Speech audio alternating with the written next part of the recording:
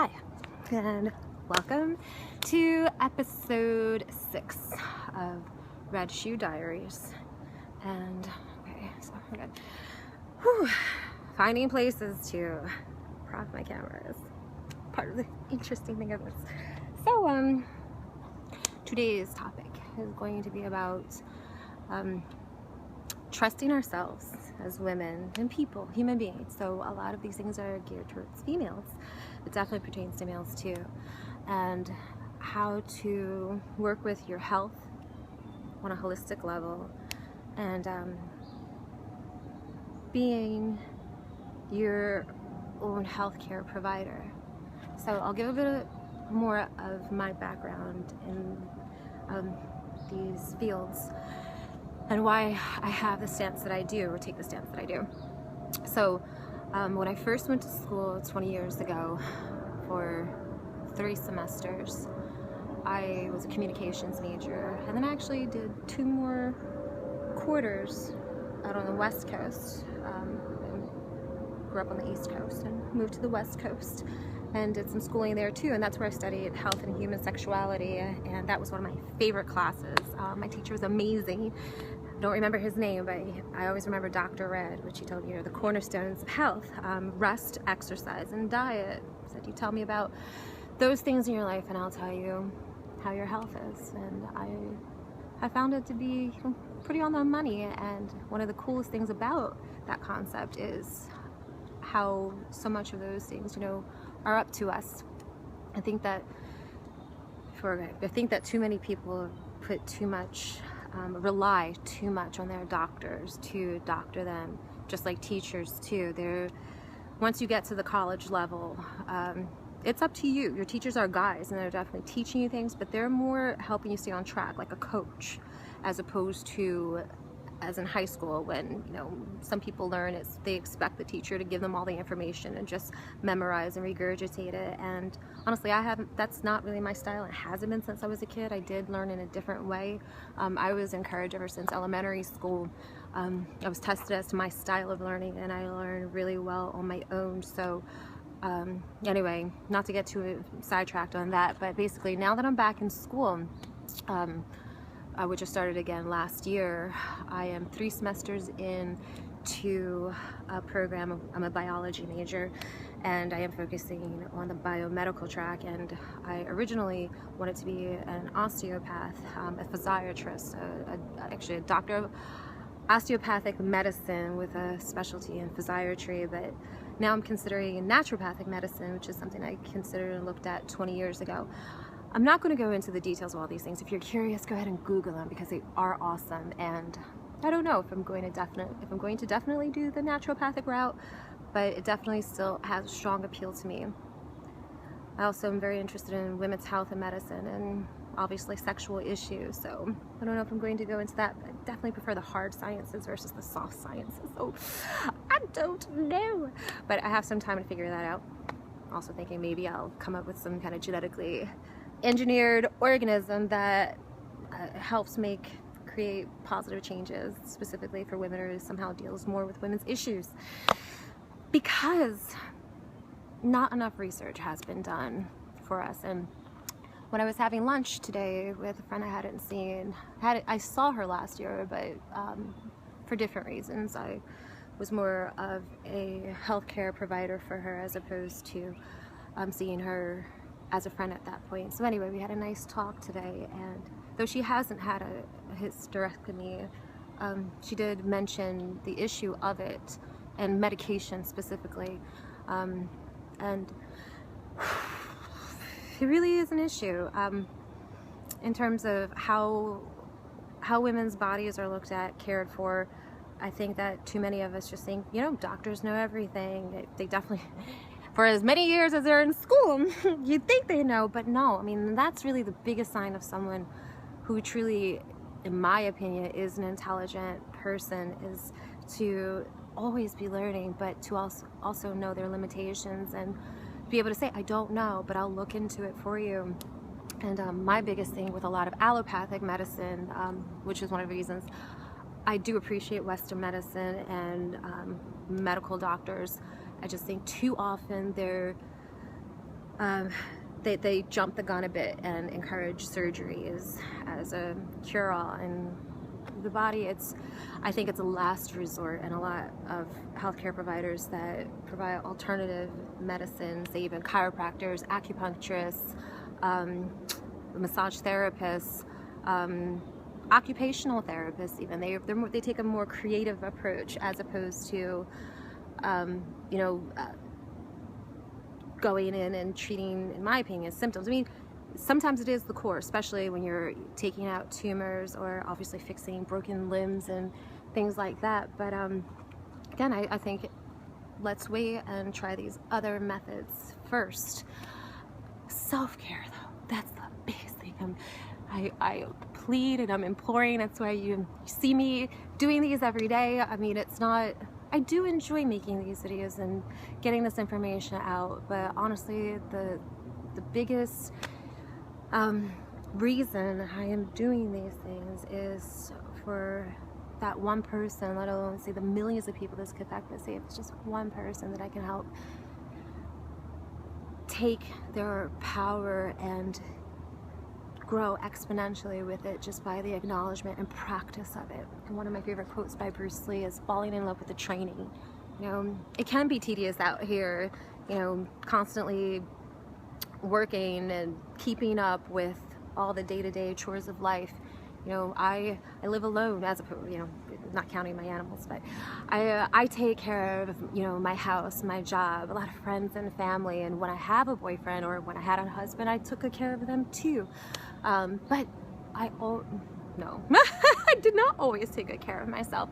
I've learned to, I started to, and sometimes I fall off and get back on. But I just noticed there's only a small percentage of people who do take it seriously and recognize that when we do these things for ourselves, that it makes everything and everyone around our lives, in our lives and around us, that much better. Pardon, sometimes texts come through while I'm doing this, so close that. So anyway, medication. This is a touchy subject at times because I do think it is important and can be very useful to use medication at certain times in our lives to help get us off the floor. I honestly, I've personally never used medication that way, other than say alcohol and times marijuana, and that's about it. Oh well, I'll be totally honest, I have, especially when I've, you know, felt like crap and didn't give a shit, smoking cigarettes. And I get, that's why I said I know firsthand, I can empathize of when you're not feeling strong or valued and you're just trying to get by, you know, just in survival mode. What I'm really looking to do is just help those times not last so long or not feel so intense. So these are little tips that I have is, you know, doing your best to carve out, even if it's just a little bit of time, making yourself a priority. As I said in yesterday's video, or no, I think it was the other day, your mind, your perspective. No, that was yesterday. And it's McGonigal who has an awesome TED Talk about how to, like, making stress your best friend. And especially after finishing this first year of school, after, you know, 20 years away and a biology major, let me tell you, and I had to make so many sacrifices. And I'm really proud of myself. I did well, and I'm happy with, more than anything, all that I learned and all the knowledge I get to share with people. Also falling in love with photosynthesis, which, you know, with all these leaves and the green, plenty of that going on, and all this oxygen that is, you know, coming out, and knowing that in our DNA, how much is controlled and how much is random, and being in awe of it. Like, there's so much in life to be inspired by, and that is here for us, but so often we just ignore it because we're caught up in more or other and not being satisfied and not taking the time to, just a little bit of time to calm down, recognize, appreciate, be present, just consistently, a little bit, then get caught up again. You know, like that song by Bjork, it's so quiet, and you know, she calmed down and shh, and then, you know, it's like, then everything's like, so That's why I also liken orgasms as a metaphor of life. It all has its cycles. So sometimes you're just resting, you're just chilling, kicking back, and then something inspires you, you do something that's inspiring. And so here's another idea, like same with music. Like I'm constantly, man, if you saw me while driving, I just like today, I had on Tina Turner's song, River Deep, Mountain High, love it. And whew, the passion and authenticity and remembering her story of the courage and the passion that it took to be a performer, period, and deal with an abusive husband and have kids. And in the midst of all that, decide to leave. I think she left with change in her pocket and started her whole life over and being in the public arena and coming back and, you know, I think her 40s or so she did with What's Love Got to Do with It, and being such a badass in such a good, positive way and practicing Buddhism. You know, she made that important, her spirituality. She took her life into her own hands and she became one of her best friends. And that's what I'm advocating. That's what I'm saying. Like the medication, great. Boyfriends, awesome. You know, family, friends, babies, all of it, wonderful. There's no substitute for the gold deep within here and taking that time to connect with ourselves, and especially as women. Vital, regardless of the support. It's awesome, it's wonderful, it's a gift. But we, in our connection with, in my opinion, our higher selves is one of the greatest gifts of all. It's the one, like orgasm, that just keeps on giving. So say in regards to that metaphor of the cycle, we rest, we're chilling, we start being stimulated. As a good guy was starting to say earlier and went off on that tangent, listening to music, that's one of my favorites. But say if you're not into music, say drawing, cooking, food, wonderful. I have to do an episode on how to use food in some sexy, healthy, educational ways for our body, minds, and spirits. But say, you know, even if it's just touching yourself and dancing and singing, you know, forget about how you sound. Like it's that saying, you know, dance like no one's watching, sing like no one can hear. Because those judgments and any type of negative criticism is oftentimes what holds us back.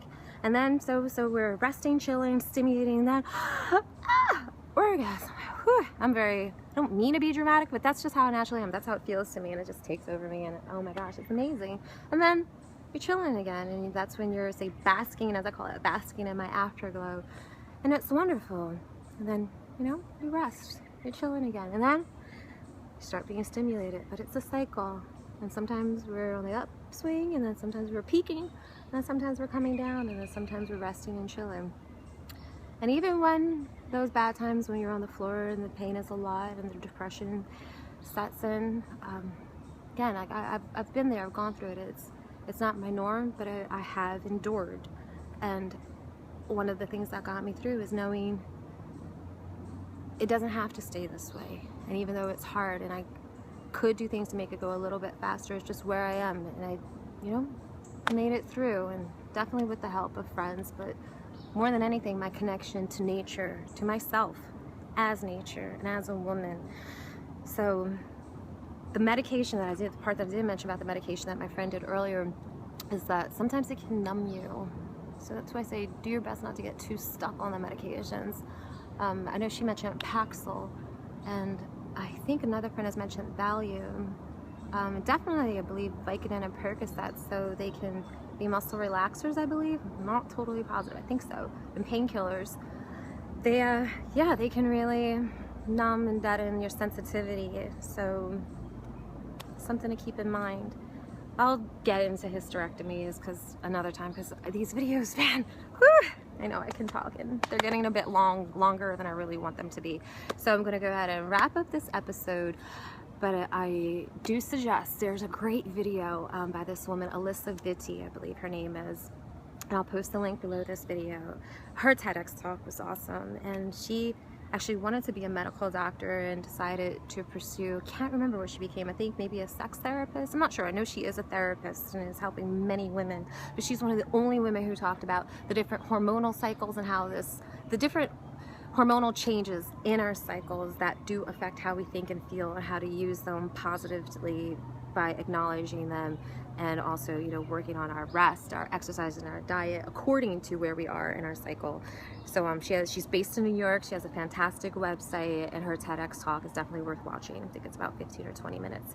So speaking of, I've definitely passed, you know, my mark, but there's always so much more I want to share, but it's okay.